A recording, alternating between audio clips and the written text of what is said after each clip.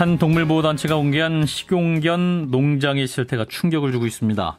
동영상 속의 개들은요, 좁은 견사 안에서 불안한 모습으로 지저대고 있고 바로 옆에는 죽은 개의 사체가 썩어가고 있습니다. 더 충격적인 것은 배고픔에 시달린 개들이 죽은 개의 살을 뜯어먹는 흔적도 있었는데, 자, 오늘 화제 인터뷰 식용견 농장의 충격적인 실태에 관해서 얘기 나눠보겠습니다. 동물보호단체 케어의 박소연 대표를 연결합니다. 대표님 안녕하세요. 네, 안녕하세요. 자, 이번에 취재하신 경기도 광주의 식용견 농장 직접 다녀오신 거죠?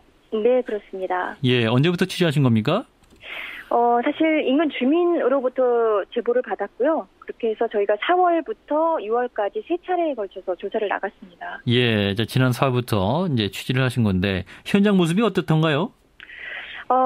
모든 개농장이 사실 다 더럽고 썩은 음식물로 개들이 연명을 하고 또 비인도적으로 다뤄지고 있는데요. 예. 여기는 좀 더 심각한 농장들에 속하는 그런 곳이었습니다. 그러니까 배설물을 전혀 치워주지 않아서요. 사람이 다니는 바닥까지 수년 동안 쌓여버린 굳어버린 배설물 바닥이었고요. 예. 그다음에 먹이통에 가득한 먹이들은 완전히 정말 먹을 수 없는 심각하게 부패돼서 곰팡이가 아주 가득 튄 그런 음식점 쓰레기들 그런 것들이었습니다. 예, 그러니까 부패한 상태가 몇 년째 방치되어 있었다는 말이네요. 그렇습니다. 예, 위상적으로는 굉장히 안 좋은 상태고 또 동영상에 네. 보면 개한테 개를 먹이는 농장이라는 말이 있었어요. 이게 무슨 네. 뜻인가요? 지금 상상하기 힘든데. 예, 사실 말 그대로입니다. 그러니까 살아있는 개들한테요, 죽은 개들을 먹게 하고 있었습니다. 아니, 그럼 주인이 직접 개 사체를 개들한테 먹이로 준다? 네, 사체를 통째로 먹도록 하고 있었습니다. 그러니까 다른 농장들도 다른 가축들을 기르다가 예를 들어서 닭이나 오리나 돼지들을 기르다 죽으면요, 그걸 통째로 개에게 먹이기도 하거든요. 예. 예, 그런데 여기는 조금 더 심하게 동종의 동물을 먹이는 그런 행위였죠. 아, 이게 지금 어떻게 확인하신 거예요? 직접 목격하신 겁니까, 그러면? 네, 그렇습니다. 직접 봤고요. 개들이 사체를 물었던 걸 제가 직접 보고 사체에 계속 입을 대는 녀석도 있었고, 어떤 거는 몸통이 뜯겨서 절단되어 있는 그런 것들도 있었고, 또 이미 다 먹고 껍질만 남아있는데요. 안타까운 거는 구멍이 숭숭 뚫린 철장이 살고 있거든요. 바닥이라는 게 없습니다, 그 개들은. 예. 그러니까 조금이라도 편하려고 그 가죽 껍질 위에 그걸 방석처럼 깔고 앉아 있었습니다. 그러니까 개들이 개 껍질을 가죽을 깔고 앉아 있는 그런 모습까지 네. 보셨다. 아니, 지금 상상이 안 가는데 이게 농장 주인은 만나 보신 겁니까? 첫 번째는 사실 그냥 조사를 조용히 해야 되니까 예. 갔었을 때는 봤지만 그냥 조사만 조용히 하고 왔고요. 두세 번째는 일부러 만나려고 갔는데 전혀 주인이 없었습니다. 그러니까 관리가 그래요. 그만큼 소홀한 거죠. 그렇군요. 그럼 그렇게 방치된 개가 몇 마리가 있는 거예요?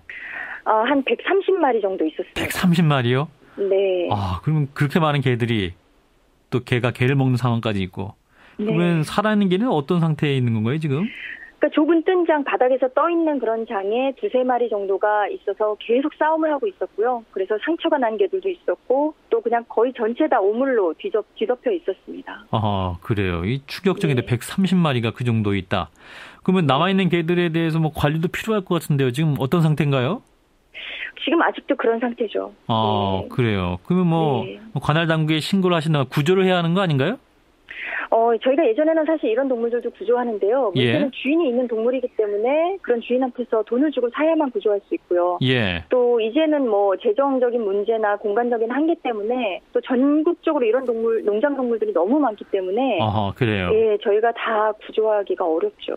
그렇군요. 그러니까 전국적으로 이러한 식용견 농장 실태가 안 좋은 상태가 많다. 네, 그렇습니다. 그럼 이런 개들이 식용으로도 팔려나갈 수 있는 건가요? 네, 그럼요. 식용으로 길러지는 개들입니다. 그럼 이게 도축 과정도 굉장히 좀 제대로 이루어질 것인가 이런 것도 의구심이 드는데 어떻게 도축이 이루어지나요? 도축은 일반적으로 어떤 재래시장에서는 전기 충격기를 사용해서 도축을 하는데요. 예. 사실 전기 충격기도 완전한 죽음에 이른다고 보기는 어렵습니다. 어느 정도 의식만 없앤 다음에 이제 또다시 이제 도축을 하고 있고요. 예.